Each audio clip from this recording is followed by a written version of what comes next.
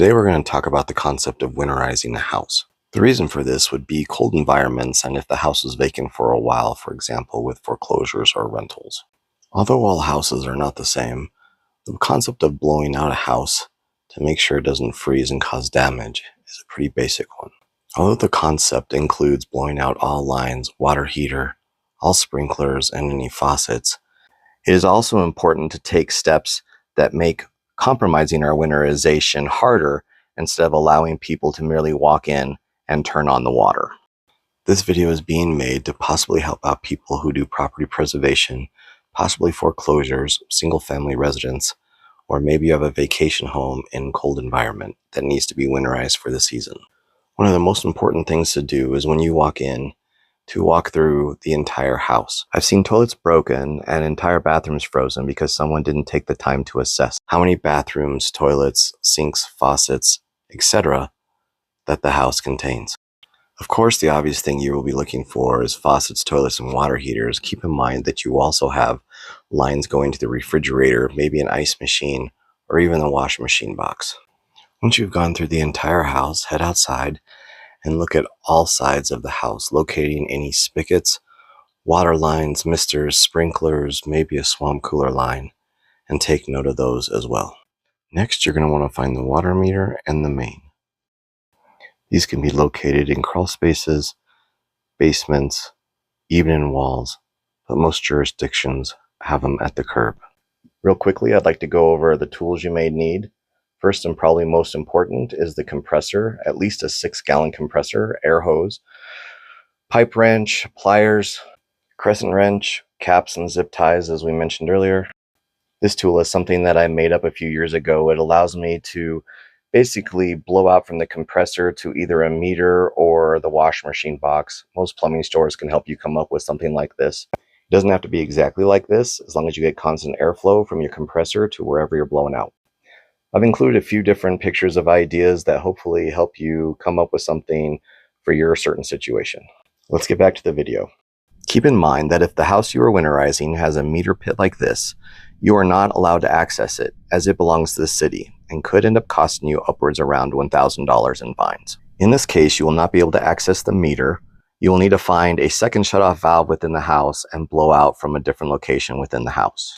If you do have access to your meter, however, there should be an arrow on the meter showing the direction of water flow.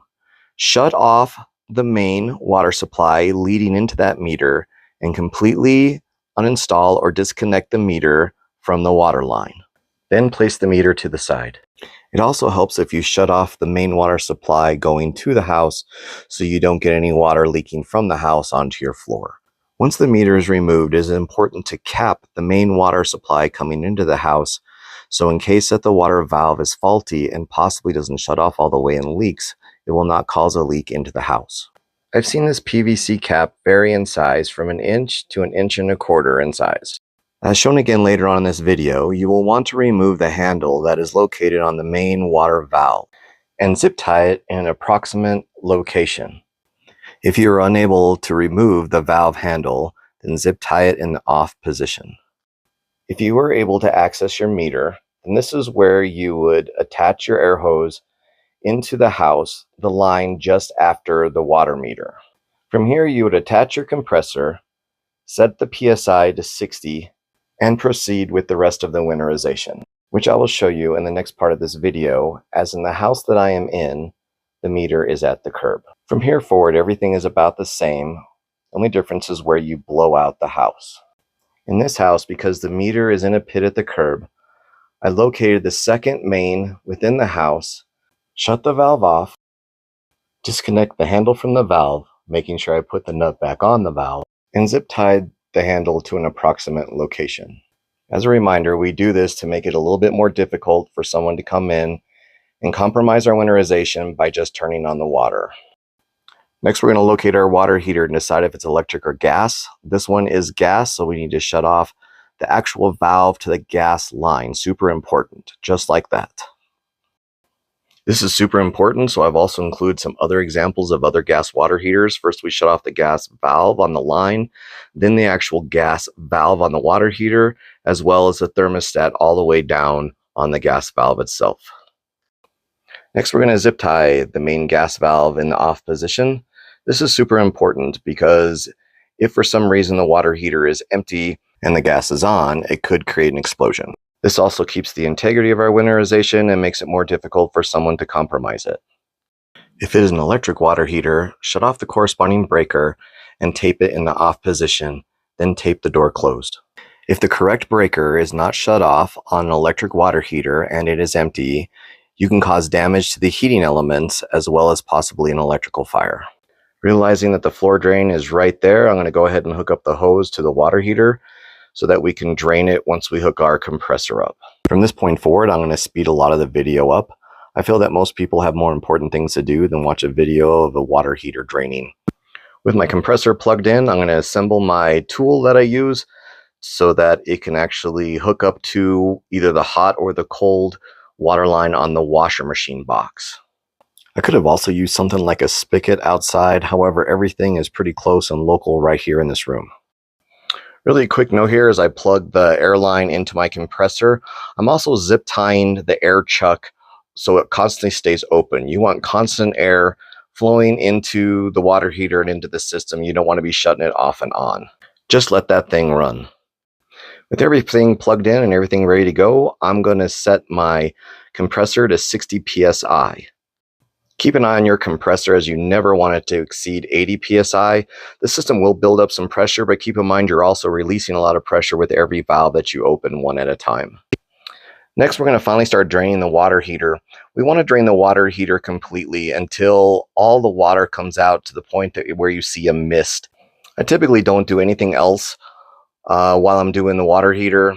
Occasionally I may go open up another valve, but I really want that pressure to really start building up before I start opening up any other valves. So I let my water heater drain completely. One final note as you're draining the water heater, when it's nearing the end and it's almost completely out of water, that hose has a lot of pressure in it. It can literally launch out of that drain and cause some damage. So just make sure you're aware of that.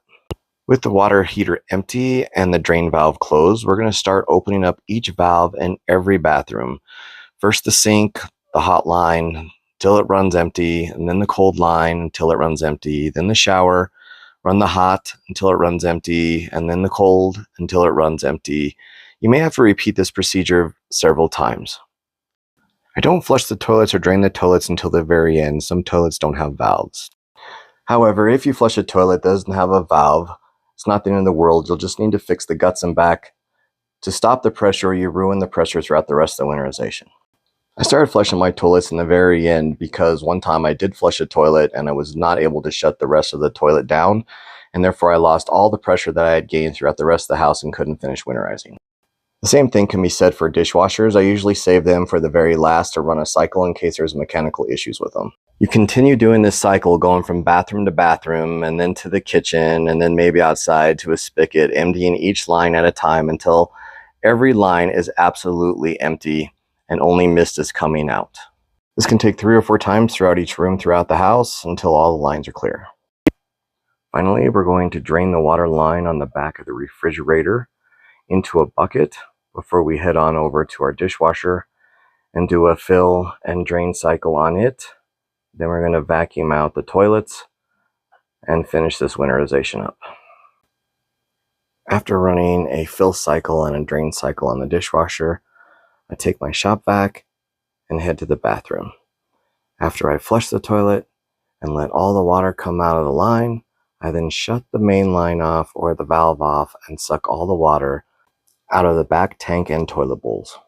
We repeat this process of sucking the water out of both the tank and the bowl because pouring RV antifreeze directly into a toilet full of water dilutes the RV antifreeze and reduces its effectiveness. After my toilets are clean and drained, I make one final pass throughout the entire house, opening and closing every last valve, making sure there's no water in any lines. Lastly, I blow out the opposite end of the water line on the wash machine box that I am connected to. With my compressor running this entire time, I literally run through the entire house, opening up every valve, every faucet on every sink, until every line in the house is open. Now I remove my hose and get ready for the cleanup process. This includes any water that may have spilled onto the floor, next to the drain, toilets, or anything else. Next, I install 3/4 brass caps on both the hot and the cold water lines in the wash machine box, as well as on the drain valve of the water heater. I'm controversial about this next step, as I believe in leaving all the lines open so that any water in the lines can evaporate, and if it does happen to freeze, it has room to freeze without causing any damage. However, this step was put in place for people who try to unwinterize the house and forget about the washer line and the water heater, therefore causing a flood when turning the water back on. Next, we're going to use RV antifreeze that is rated up to -50 degrees. Typically, you can get this from any Home Depot or Lowe's and most car parts stores. We are literally going to pour RV antifreeze down every sink, every drain, the back of the toilets and the toilet bowl, floor drains, the washer machine drain, every drain that you can think of in the house. A good rule of thumb is a bottle of RV antifreeze down each and every toilet. Every P-trap has a drain that is full of water. The idea of pouring RV antifreeze down each drain is to build up enough RV antifreeze at its strongest concentration possible. This is roughly 1/4 of a bottle of RV antifreeze per drain. With toilets, I pour an entire bottle of RV antifreeze down the back tank of the toilet and then flush the entire contents into the bowl. This ensures a constant flush through the tank and into the bowl. I then remove the flapper valve from the back of the tank and leave it in the tank. RV antifreeze goes down every drain, including the washer machine drain, any floor drains, all bathroom sinks, toilets, showers, tubs, kitchen sink, and even the dishwasher. Using almost half a bottle of RV antifreeze within the dishwasher and running it through a drain cycle. Next, we're going to saran wrap all toilet bowls. Place the seat and the lid down before taping the tank lid on top of the seat with proper signage. Repeat this process for every toilet in the house. We then tape open all faucets, put a strip of tape across each sink, and place a piece of paper with proper signage under each piece of tape. This will help us decipher in the future if water has ever been turned back on, because the ink on the paper will bleed. Everything with a faucet gets some sort of signage. Tubs, faucets, all mirrors, water heater, washer box, dishwasher, kitchen sink, refrigerator, and front door. Finally, you're going to walk through the entire house and pick up any tools that you may have forgotten or left behind. Pick up any debris that might be yours, including RV water bottles. And finally, shut all windows and lock all doors as you walk out the front door. And don't forget to return the keys to any lockbox.